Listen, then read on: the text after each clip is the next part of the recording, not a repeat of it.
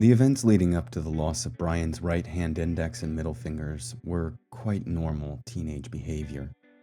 After he and Brian had sent the baby doll on its merry way, there was a sense of power and unwarranted, unjustifiable thoughts of invincibility. By the time they had gotten their licenses, they believed they were full-blown superheroes, and there would be no end to their youthful shenanigans. In a small middle-class town where your mom used to date the sheriff, and your parents married out of high school due to pregnancy, and the most fun you could have is bringing halogen bulbs to the power lines to get drunk, the things a couple of boys can think of doing were limitless. You have to imagine that you'll never escape, and then toast to that. It's forever.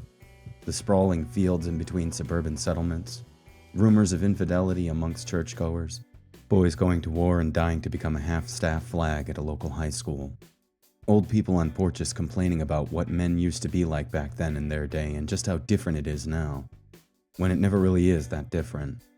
The shouts never go so far as a few yards into the air and fall on deaf ears. The night sky blanketed them, shielding them from any porch shouters. Speeding was a hobby to the two. "I bet you won't go off the 8 Lots Road jump at even 50, Brian said. The 8 Lots Road jump was an urban legend section of farmland road in their small town, where one could gain so much velocity that when they hit a small incline before the fork, it was said that you'd gain 10 feet of air. The rumor was that over the last 5 decades, as many teenagers had lost their lives hitting that jump when not turning before the fork. The perilous part was not the jump or the landing, but missing the fork and landing in the icy Quabog Reservoir and drowning. Aiden hit the pedal, revving the engine of his father's sedan. "Well, that might kill us," Aiden said blankly. Brian stared blankly back at his friend, trying to eke out any sarcasm. Aiden was stoic. He took a long drag off his cigarette, then tossed it out the window. "I'm being serious," Aiden said, and made no effort to smile or let on that he had every intention of trying it.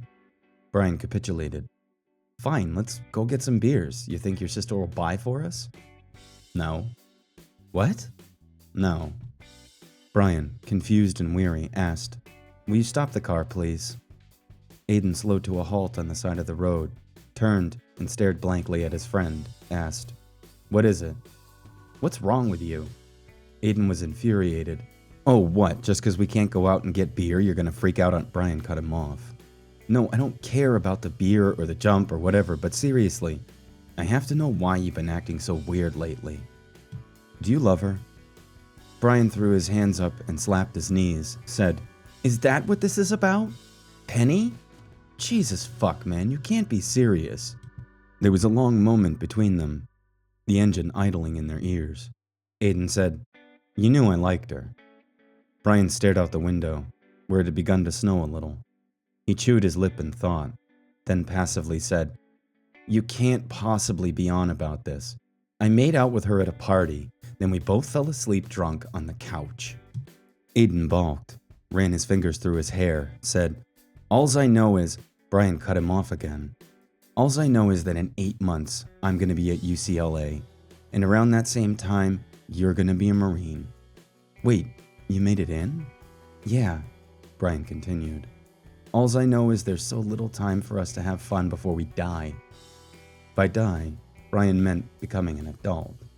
It was as if the two of them believed it was all over the minute they had any real responsibilities. "Listen, Aiden, I haven't been answering her phone calls or her texts." "You mean it?" "Yes. You know, we don't even need my sister to get us beer. The corner store guy sells to me just because I have a beard." "That you do," Brian said excitedly. "Now we're talking."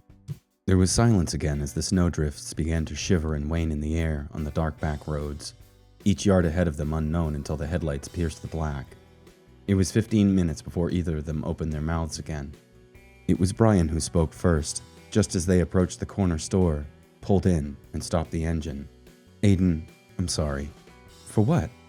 "She keeps texting me and calling me, and I don't know what else to do but tell you." Aiden leaned in, asked flatly, "What?" "She's pregnant. She says it's yours. I promise I didn't sleep with her." Aiden's left eye twitched as it always did when he was confused. He opened the door of the car, got out and walked briskly into the building, opened the glass door. He took one look at Brian through the advertisements of Budweiser and Corona, took a deep breath, and let the door slam behind him. Brian sighed and waited in the car, resigned to the fact that his friend was angry, and there wasn't much he could do about it. Inside, Aiden looked at the rows of shelved Escape. Golden, dark, imported Escape. He selected something dark, clinking the bottles together as he set them on the counter.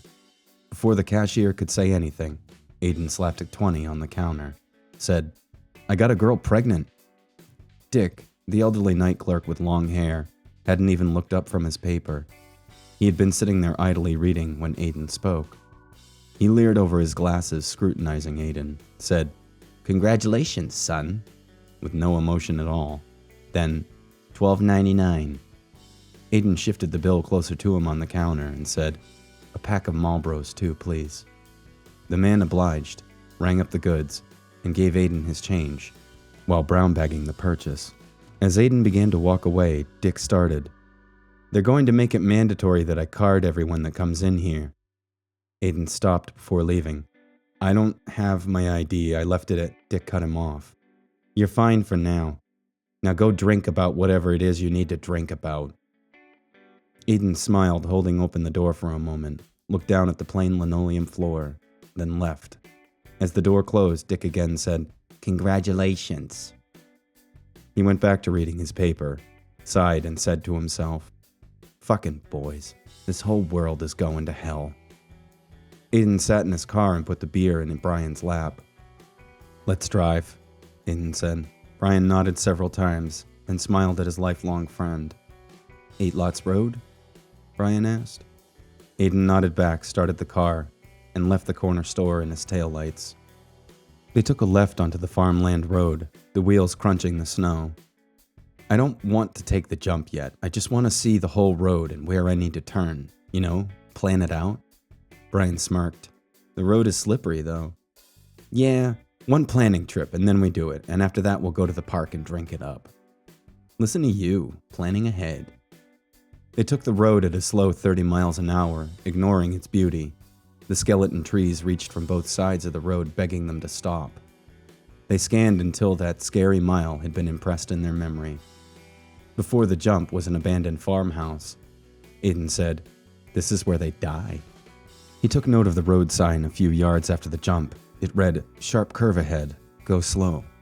"But not us," Brian said.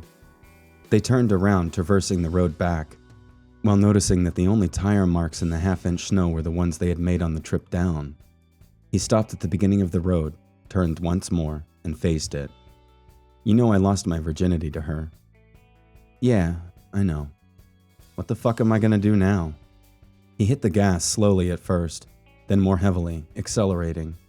Brian secured the beer between his feet on the floor of the car, checked his seatbelt, and inhaled sharply. 40 miles per hour, and the trees grabbed with their jagged claws. 50 miles per hour, and the halo of snow around the windshield looked like a ship at light speed. 60, and the farmhouse was fast approaching. Suddenly, however, very quietly, Aiden said, "I can't do this." He slammed on the brakes just before the jump, putting the car into a slide sideways as it approached the farmhouse. The car lifted for a few seconds, and the boys were weightless. The passenger tires hit the ground first, tipping it slightly. Then the driver's side tires hit hard, slamming Aiden's head into the driver's side window. The momentum of the car overcame the friction and gravity of it all, sliding it between the sign and the nearest tree. It glided through effortlessly, and there was the sound of crunching and beer bottles clanking. The car had finally stopped. Both had their eyes shut tightly. Brian's hands were clasped tightly to the dashboard. Aiden sat in slack-jawed surprise. He opened one eye and peered around, investigating. Brian did the same. The car had slipped along the ice for 10 yards and sat idling in the middle of the reservoir. The headlights illuminated the face of the farmhouse and the small stretch of road above them. They looked left and right in unison. Brian cried, "Holy shit!" Aiden, shocked, asked, "What?" "Dude, your fingers!" He looked down, and there, jammed into the heating vent, were his index and middle fingers. Blood seeped from small wounds at his knuckles. Brian stared with fascination, reached under Aiden's arms, and shut off the car. Carefully, he said, "If it idles too long, we'll melt the ice." "I can't feel it." Then the car was filled with raucous laughter. Brian was startled. Then he smiled and began to laugh too. Aiden spoke through his laughter. "What do I do? Do I leave it in or do I pull it out?" Brian held back for a moment, stifling guffaws with his hand. "I'd say leave it in. I'm gonna call an ambulance." He thumbed his phone and laughed through the whole explanation. "They're coming. I think the reservoir's frozen solid. Why is it always me that gets hurt?" "I don't know, but while we're waiting..." Brian turned down his lower lip in a smile frown, reached between his feet, and clinked 2 beers together. "Want to get drunk?" "Yeah, I'm starting to feel this a little." Brian placed an unopened beer in Aiden's good hand. Aiden looked at him stoically again. Brian laughed, took the beer back, opened it for him, and then handed it back to him. They clinked, said cheers. "I'm never getting out of here, am I?" Aiden said with a look of weary wonder that said he might be okay with it. Brian guzzled his beer, opened another, and said, "You should call Penny." Aiden nodded. Brian dialed the number for him as Aiden put a beer between his legs. He took the phone and put it to his ear. "Hey, Penny. It's Aiden, not Brian." "Yeah, I know, I'm an asshole. Listen, could you meet me at the Presbyterian Hospital in about an hour?" He sighed as a low female voice buzzed out of the phone. "I don't have time to explain. Just listen. Brian and I got into a car accident. We're both fine. No, we weren't drunk. Well, we are now. Anyway, we need to talk." "Hello?" She hung up, dude. Brian sighed. "I can't feel the tips anymore. Maybe I should go to MIT instead. It's not too late to change. Don't do it for me. I'm kind of an uncle now." Punkle Brian. I like the sound of that. Sirens could be heard above them on the road while the blue lights pierced the night. "I think you'll make a really great dad."